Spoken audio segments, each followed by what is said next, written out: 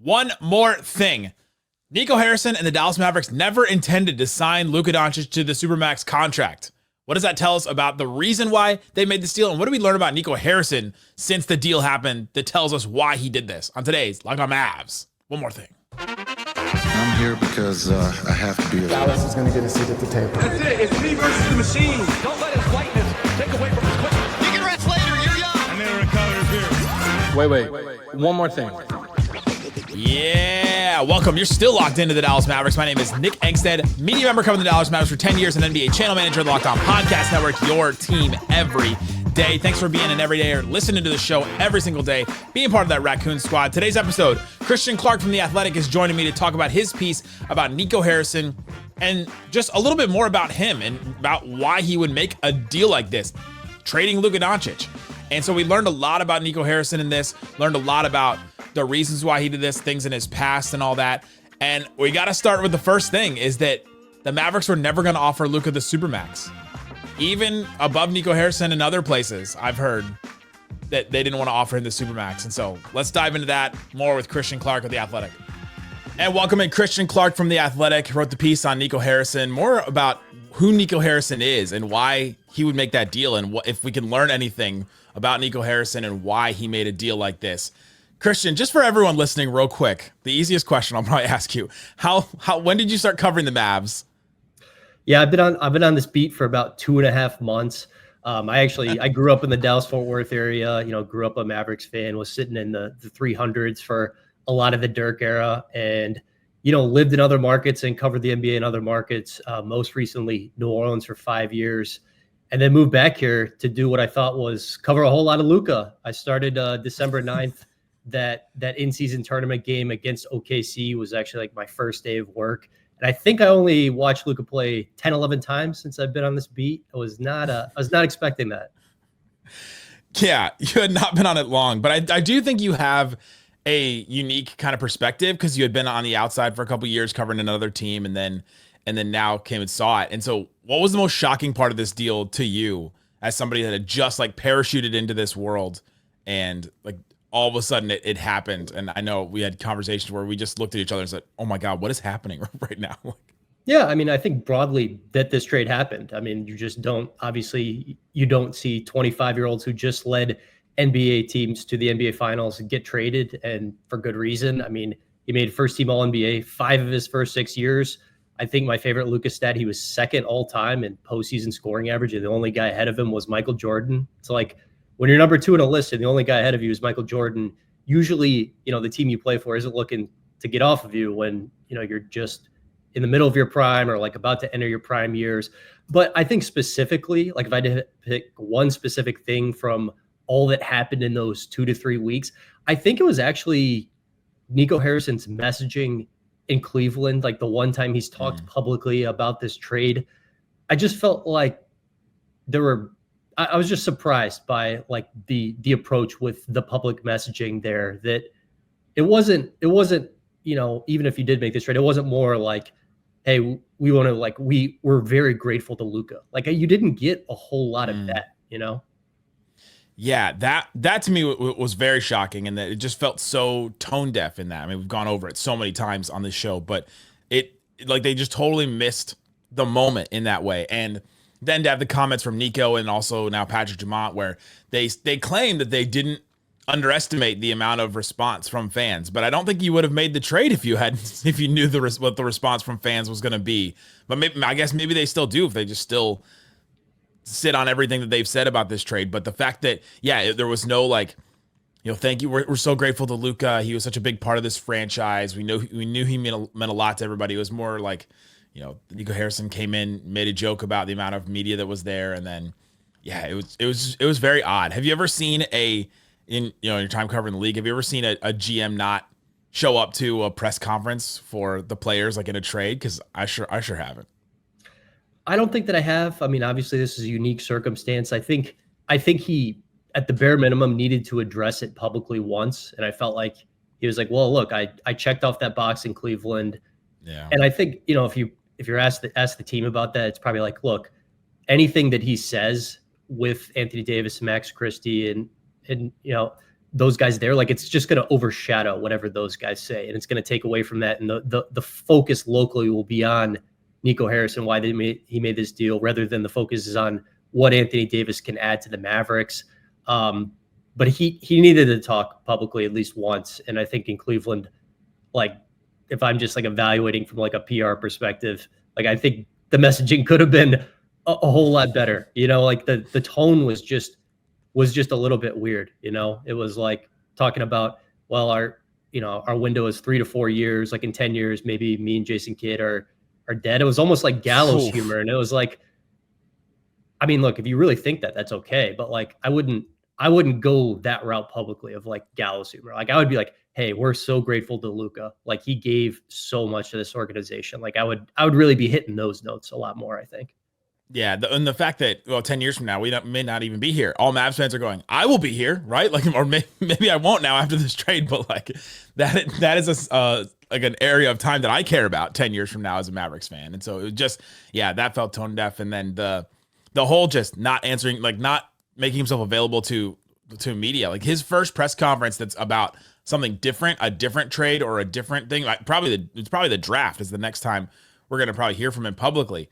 I just imagine there's going to be a bunch of questions about the trade still, even at that point in May or June or whatever that ends up being.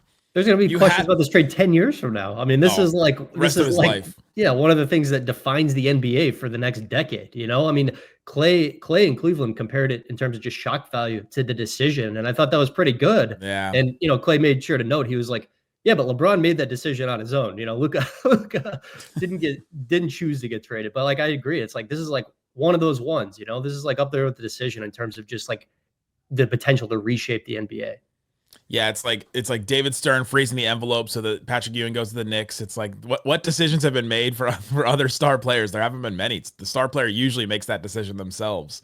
Go over more conspiracy theories, but one of the things that I found interesting about your piece in The Athletic, and everybody should go read it. We'll put a link in the description and all that, was you said there was one twist. The Mavericks were never going to offer Doncic the mega deal, league sources say. And it's kind of one of those interesting things that after the fact, once he's gone, we start hearing things like that. I've heard this, that even, I don't know if, before Nico Harrison, but it was definitely early on in Nico Harrison's time that the Mavs even felt that way, that they weren't going to offer him a mega deal. And it's funny how these stories come out. But do you think in all this, the Mavs always thought that they were going to lose Luka because they weren't going to offer a deal like that? So I did the reporting on this piece with two of my colleagues, Fred Katz and Mike Vorkunov, and those guys like helped contributed a ton to this story, and it was a collaborative effort. My reading of that specific detail is I'm going back to what Nico Harrison talked about in Cleveland, and he said, "Hey, look, we felt like we were getting ahead of a tumultuous summer," and I think in that moment people are like, tumultuous summer, what does that mean? Does that mean that Luka was going to pass on the supermax? And I think that everything Luka has said publicly, what his agent has told people was, no, Luka was 100% going to sign the supermax. I think it came out that he was close to closing on like a $15 million home in Dallas. Even if you don't believe what they were saying, it's like that action would indicate that he thinks he's going to be in Dallas for a while, right? Like closing on, a really expensive home. I mean, every indication from the Luka side, I believe it to be true. He was going to sign the supermax if it was presented to him. But I look at that tumultuous summer comment and I think about what we had in that piece, that they weren't going to offer that. And I mean, look, if you're not going to offer that to a guy who just got you to the finals, it's like I can understand why you would view that as disrespectful, right? I would. Yeah, he's like, what other metrics can I hit, right? You guys, it feels like every post game, you guys come up to me with different stats that I just hit. We went to the finals, went to a Western Conference Finals run before that and all that. I mean, there's just, it is just still so shocking that they wouldn't do that and they didn't evaluate him the same way that pretty much everyone else, maybe in the league, has evaluated him, but they were the ones that employed him, and I just found that super interesting. In this piece, there's a lot of talk about Nico Harrison and who he is and all that. In your researching, what did you learn about Nico that helped make this deal make some kind of sense to you? Yeah, I mean, look, the purpose of the piece was explaining this guy who made, what we could look back and say this was the craziest trade in NBA history. I mean, we could look back and say this was the most ill-advised trade in NBA history. We don't know yet. I mean, it very well could play out that way. But like just presenting new information, uncovering new information about the guy who made this trade. And like some of my takeaways, conclusions after talking to a bunch of people, I did a lot of the legwork, specifically his college days. I felt like Nico Harrison's, views on like how you achieve greatness was just a little bit different, was pretty different than Luka's, right? Like Nico Harrison is kind of a health and nutrition nut. One of the good details in that story was like, he'll ask people like, what did you eat today? Right. Yeah. And, I don't think that Luka is a health and nutrition nut. And by the way, most 25-year-old men aren't, I mean, I wasn't when I was 25 and like, I'm 31 now. And like, I care about that stuff, but I think Luka, exhibit a lot of behaviors that like normal 25-year-olds do, and I just think that Nico Harrison looked at it and was like, well, this isn't what I view to be greatness or anything like that. I think that Luka didn't love practicing all the time. That was one thing that came up a lot. He's like, he wasn't real keen on practicing all the time. That doesn't mean I agree with the decision at all. I think you got to exhaust every other option and like try different stuff and like try different ways to hold them accountable. But I just think they're pretty different people just in terms of how they approach life. Coming up, what have we learned about Nico Harrison so far that would teach us a little bit more about why he made this move and why is he known as not an impulsive person? Today's episode of Locked On Mavs brought to you by DoorDash. DoorDash.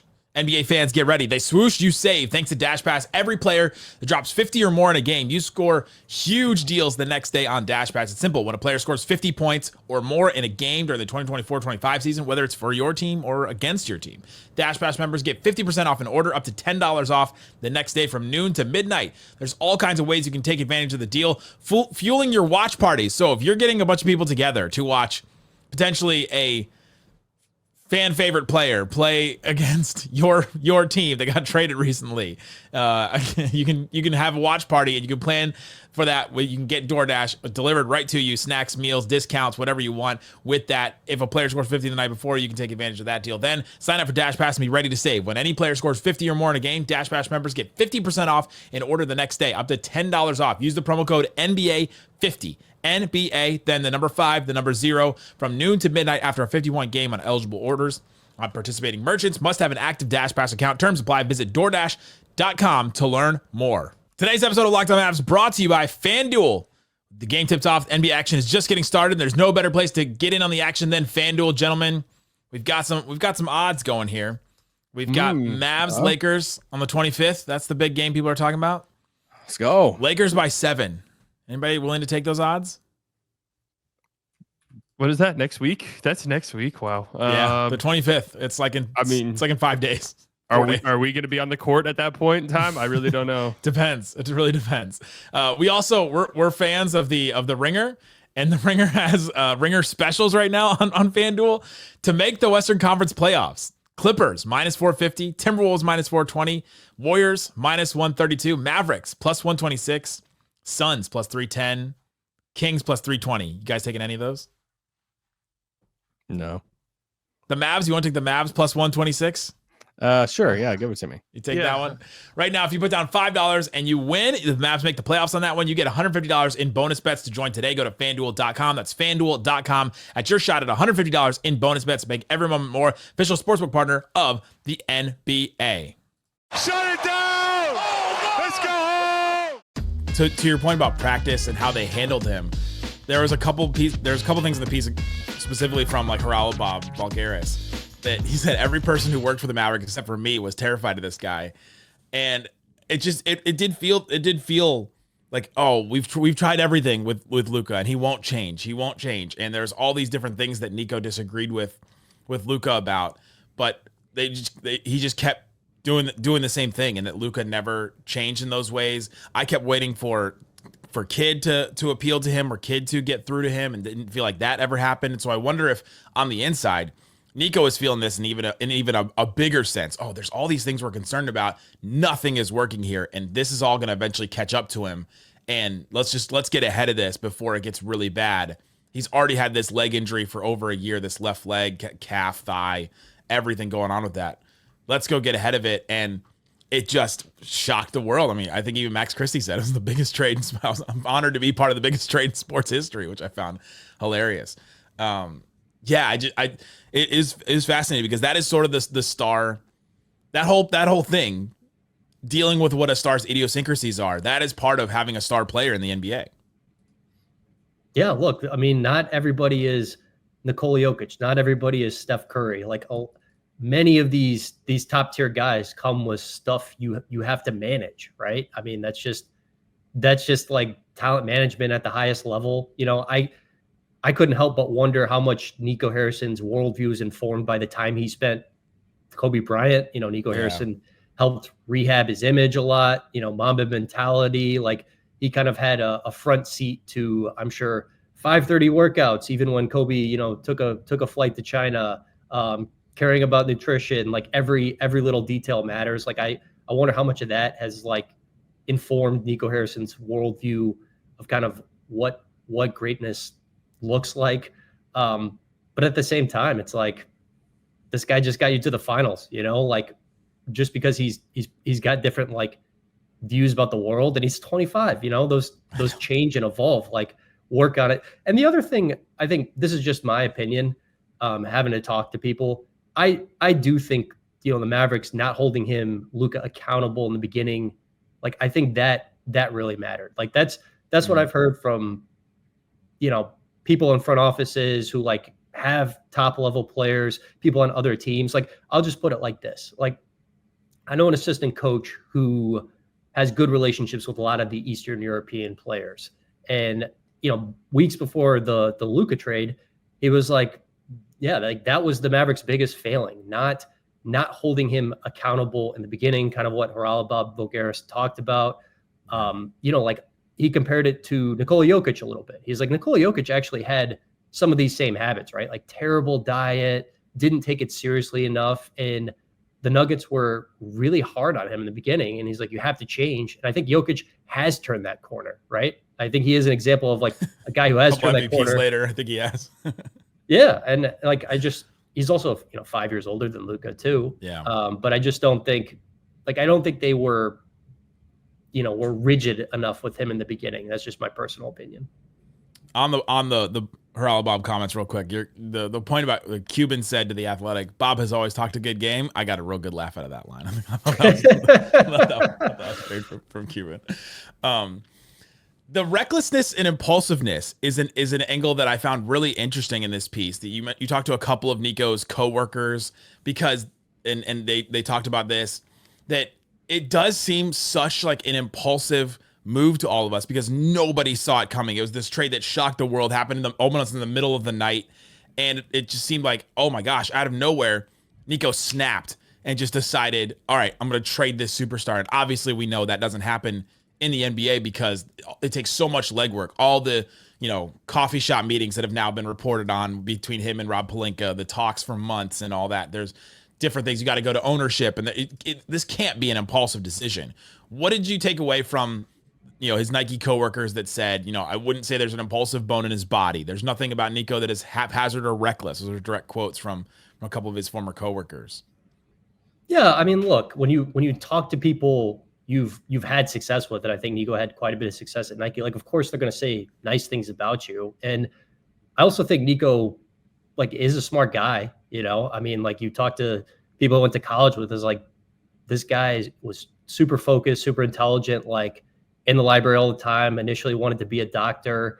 You know, I think that also it's just like, you can't look at the success he had at Nike and be like, this guy is not a smart guy. You know, my personal opinion is this wasn't a smart trade or anything. And I think that is a question that I don't know the answer to.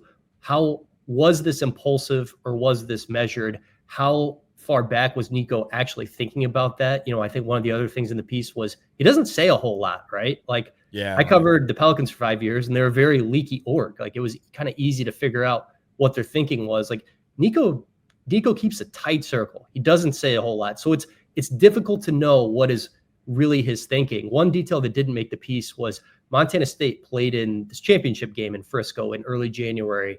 And Nico was talking to, you know, some people from his college days, and they're asking about the Mavs. And he was basically just telling him at the time, like, all we need to do is get healthy. Like, he was telling this to people he known since college, early January. All we need to do is get healthy and we're going to be fine. But, you start to wonder, it's like, were the wheels already turning in his head at that point? You don't know. I mean, the meeting with Pelinka, I think was January 6th, January 7th, where they met at Ascension Coffee, first brought up the idea. I think that's one of the great questions. Like, how far back was he thinking about this?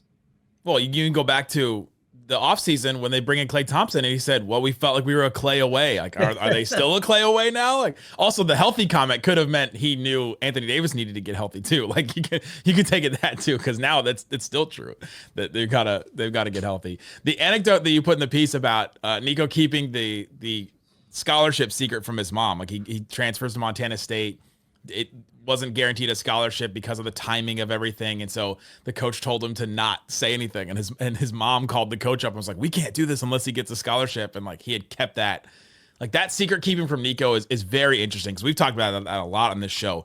He moves in silence. He doesn't, not a lot of things leak from the Mavericks, which is Mark Cuban's dream, honestly, because he would go into the war room on draft day and say, I remember one time very specifically, he said, if our pick leaks to Woj or Shams, whoever does it is gonna get fired. Like, I specifically remember that moment, and so now you have Nico Harrison that just keeps secrets in such a way.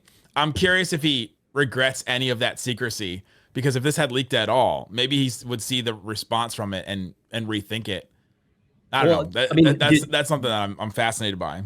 Do you think this trade, if this does leak, there's the fan backlash? Do you think this trade does happen? Because in order for this trade to happen, Patrick Dumont has to sign off for it, right? Like, if Patrick Dumont had some inkling of what the fan reaction was going to be, do you think he says yes? Oh, I can't imagine, but I can't imagine saying yes to it in general. Also, knowing all that I know, having done this show longer than Luka's been a Maverick, I've covered every single minute of Luka up to the draft, and we wanted him in the draft. We were talked about him all summer, and we're nervous that they weren't going to trade Wes Matthews in the deal to get Luka, to go up and get Luka Doncic. Like, that was the thing that we were worried about then. And there's just so many layers to this, and then saw what he meant to this fan base. And I think that the Patrick Dumont angle of this is just such a misreading of a fan base and a misreading of what a star means to a city, especially a city that had Dirk before. I mean, I've done this rant so many times. It's like, how could you miss that, where he meant so much in such a certain way that they just completely misunderstood that? And I think I don't know. I think he still may have, because I don't think that Patrick Dumont knows, I don't think he knows ball enough to not to go against Nico. I think he was always going to let Nico just do his thing, which is an interesting angle too. But yeah, I mean, it's wild. I never, when I saw the conspiracy theories floating around of oh, they're going to move the team to Vegas, I'm like, yeah, no, they're not leaving this great market that they're in. What is this? The fourth largest media market in the United States now, great fan base, financially, that doesn't make sense at all. Patrick Dumont, they're going to hire basketball people and listen to them. And that's what happened here. He just wasn't going to say no to Nico Harrison's recommendation. And, on one hand, it's okay, the 2 years before this, they made this trade for Kyrie, and the public opinion was this isn't a good move. And it actually was a good move. The previous year, they throw first in for PJ Washington and Daniel Gafford. There was the Kyle Kuzma business, if you really want to get in the weeds. But they do this move, and the public opinion is I don't know about this, and it really works out. So that's two instances of the Mavericks making move and the public opinion being these aren't good moves, and they actually were good moves. But this one is the ultimate heat check. This is the one that's whoa, you're pulling up from 40 feet with 21 seconds on the shot clock, and there's two guys right near grill. Are we sure about this one? Or he was running out of bounds the opposite way, and as he ran, he jumped and threw the ball one-handed to the opposite end of the court. That kind of heat check. Insane. You mentioned the cultural differences in here. In the case of Doncic, the Mavs GM had cultural concerns, ones that are now well documented: conditioning, lifestyle choices, and those didn't exude the everyday values that Harrison required. What do you make of the cultural differences? Was it just the health and the conditioning? Is that was it more lifestyle choices than cultural? Because Nico brought the word cultural into it, and I found that word very interesting because it's odd. Like, is Luka being an influence on the rest of the team, and the rest of the team is not conditioning or wanting to practice? You know, it's like, it was weird that he brought in that word cultural. What did you make of that?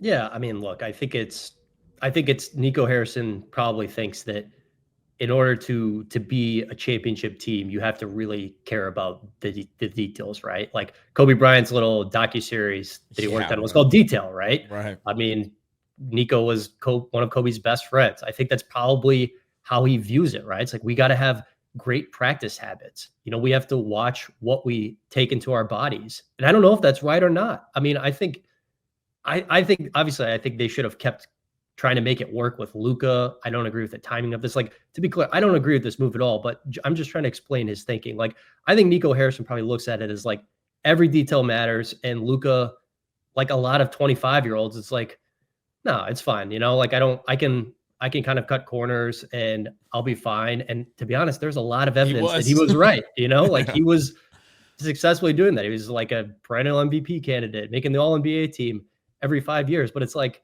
you know, I think it's not a secret. Like Luka liked to drink a beer from time to time. There's that video that went crazy of Michael Finley snatching the beer out of his hand after they won the Western Conference Finals. Like to smoke hookah, like just stuff that 25-year-olds do. You know, the one thing I was told too was that Luka didn't always love to practice, right? Like some days he would come in and just be like, we should just shoot today. And, you know, the Mavericks would just shoot. I think there's a couple different ways of looking at that though. It's like, well, should we make them, you know? I mean, should we just make them practice? I don't know. But that's I think the cultural differences. It's like the details matter to Nico, and maybe they didn't as much to Luka, even though Luka was way more responsible for the team's success than anyone else. It is wild, the handling of him. Should we make him practice? It just seems so odd, but that's how much power a star player can have in over an organization. That, we're kind of over the barrel with this guy. He even had you mentioned the wrist injury that we had speculated at the time, and then had heard later that it wasn't really a wrist injury that he was out with, that it was more about him trying to get back into conditioning and all that. It's interesting that now, all right, he needs a change of scenery because we can't handle him, and we can't give him what he needs kind of deal to get to where we want to go. And so, all right, let's change and let's bring in somebody else that we think can get us there in Anthony Davis. And I think part of like why this is so tough to stomach for Mavericks fans, it's one, that he got traded, like obviously, but like the team he got traded to, you know, it's like, this isn't so gut wrenching it's still very gut wrenching, but it's not as difficult if it's Utah, if it's Portland, if it's Sacramento. It's like, oh my God, I got to watch this guy wear purple and gold for maybe the next 10 years. Like that's the worst part about it. And it's like, why did he get traded to the Lakers? Because Nico Harrison loved Anthony Davis and really wanted Anthony Davis. Well, why was Anthony Davis a Laker? Because LeBron James just decided, I want to finish my career in LA. There was no other reason. You know, it's like the Lakers didn't do anything to deserve this. And they're going to get, you know, this guy 25 years old who could win 3 MVPs. It is wild. I said this on the show yesterday, but if he wins a title with the Lakers, he's going to be known first as a Laker and not as a Maverick in history. And I think that is just one of the wildest parts about this whole thing. And yeah, the thing that's going to sting is just, you're going to go to every gym, every restaurant with a TV. They're going to be on ESPN. They're just going to talk about the Lakers all the time. And he's just going to be on there every single day. It's going to be the, you know, Iron Man in the Spider-Man movie where he just keeps seeing his face everywhere he goes. There's just a mural of Iron Man somewhere. And he's like, I can't escape it. And that's what's going to be like. It's wild. One of the other things I wondered about this deal that I can't stop thinking about is like the triangle of involvement of Luka, Kobe, and Nico Harrison, right? Yeah. I mean, there's that mural that went up in LA of Kobe and Luka, and it was a scene from Luka's rookie year. Klay Thompson talked about that moment actually a week before the trade, and he was like, that was one of the first things I told Luka, that Kobe respected him so much, was so intrigued by his game that he came out of his house, sat courtside at Staples Center to watch Luka play his rookie year, and they embraced afterwards.